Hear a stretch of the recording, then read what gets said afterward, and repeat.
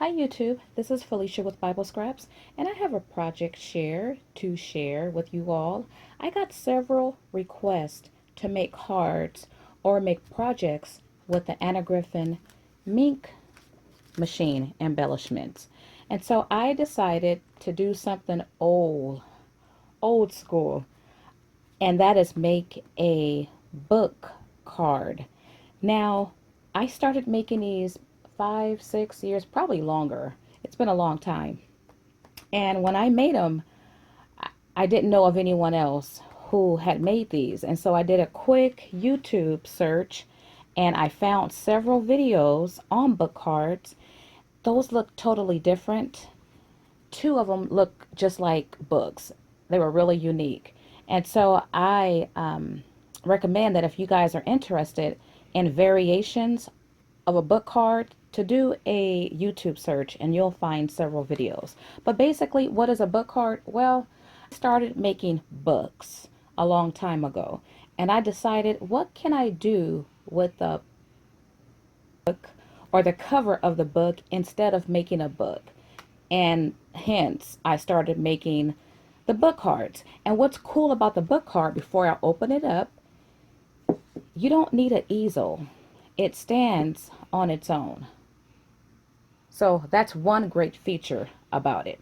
Now, this is a Anna Griffin book card because I mostly used her papers and her embellishments. I made a boo-boo right there. I didn't cut my ribbon long enough, so I have to add something there to cover that up. But I'm going to show you the back of the book. Now, let me open it up for you. Well, the cover is just really simple. It's a mulberry flower, the ribbon, and a word bead that says special. Now, I also used Recollections milk paint. And so I'm going to show you guys some things that I have painted with this milk paint. I really do like it. You can pick that up at Michael's. So are you guys ready to see the inside of a book card? And this is the inside. I do like how it turned out. This over here is an Anna Griffin, a Minc foil embellishment. I've turned that into a shaker card. That was really easy to do. I think all of her embellishments that have the opening, I'm going to make into shaker cards. So I put to use some of that sequin that I got in the mail the other day. I just uploaded my sequin mania video and I ordered more sequin from Cartwright. So thank all you guys who left messages concerning that site. But I like how this turned out. And I've backed it with one of her full foil sheets that look like, well, this is not the same size, but those of you who have the Minc machine, these came with your HSN bundle. And so I have a backing of foil sheet on the back. And on this side, I decided to keep it black because Anna Griffin, her design is really sophisticated, girly, but in a more mature way. I wanted this, I didn't want it to be too girly. And so I thought the black was a nice backdrop. So I have a black mat in the back, and then I have her embellishments here. I have two of the Minc embellishments, and this one here, I created this with one of my super tips. I did a couple videos showing tips on using your leftover, your reverse foil sheets. And what I've also done was I embossed both embellishments just for added interest. And these are two of her Minc sentiments, favorite moments, happy birthday. Now this is a happy birthday card. I know it don't look like one, and that was intentional. Your cards do not necessarily have to convey the status quo look. And so I like that this card, this book card, don't look like a birthday card. Why? Well, the recipient can keep this on her desk any time of the year, because I think it's pretty just looking at it. And because, if it's a birthday card, you're probably going to keep it out the week of your birthday or the month of your birthday and put it away. But this is something that can be kept out all year long. And so I like making things that don't necessarily look the way it's supposed to look, but it is a birthday card. Now in the center here, I've added this ribbon trim. Once again, I wanted to balance it out. I could have went girly girly, but I like how that black and green, it ties in both sides, but it kind of gives a masculine feel to it. So it balances out the girly look really good.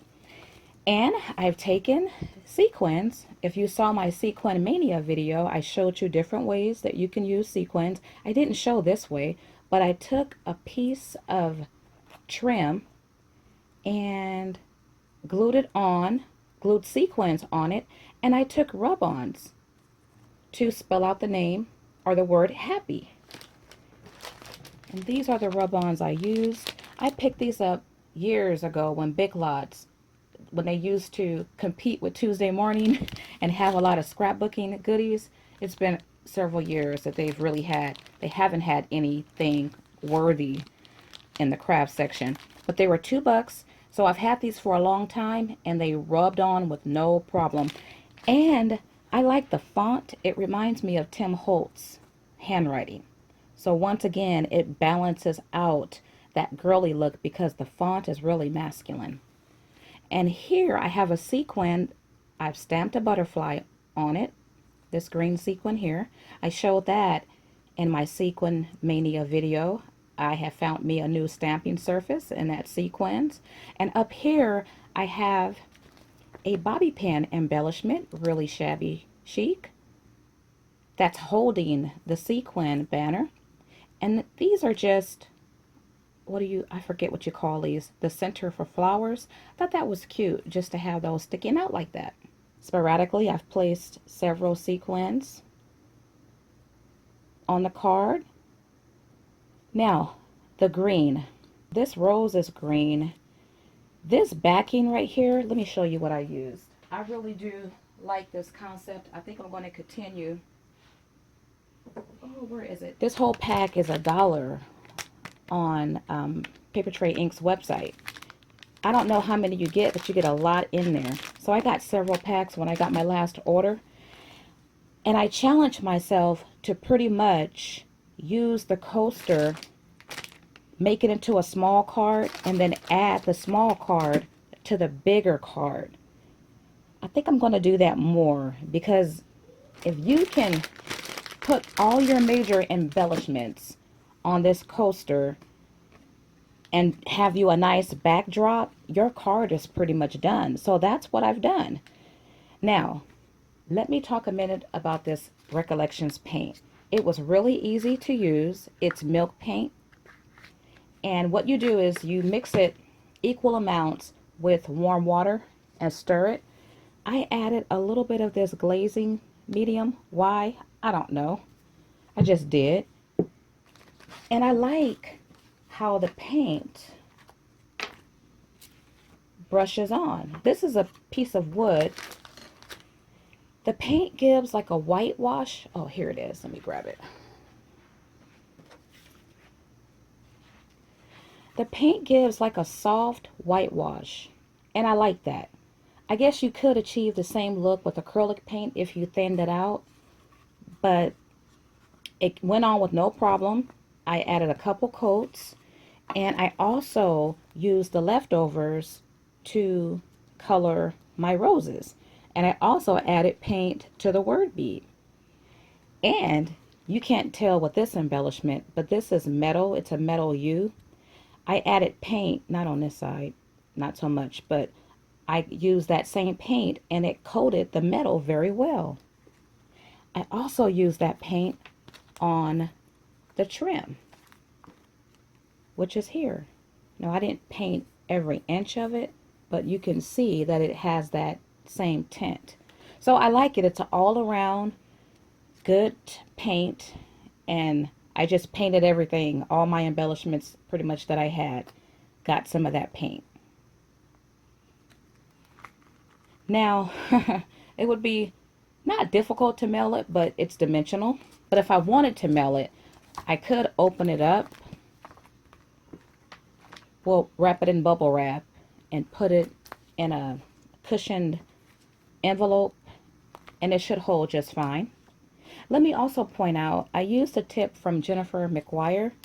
She uses the craft foam to back her cards, and that's what I've done here. I've taken craft foam and added dimension to the cards, and also to this one here. I used my scraps to back several of the embellishments, and that was really easy. And use your coupon at Michael's or Joann's. I got the large sheets, and you can save a lot of money versus buying that foam that comes in a roll. You get more value when you buy the larger sheets. So I thank those who requested that I put my embellishments to use.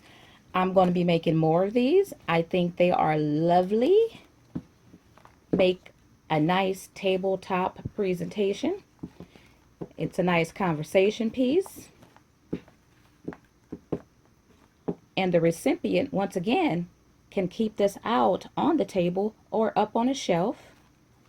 It's just pretty to look at. And this is how it looks when it's open.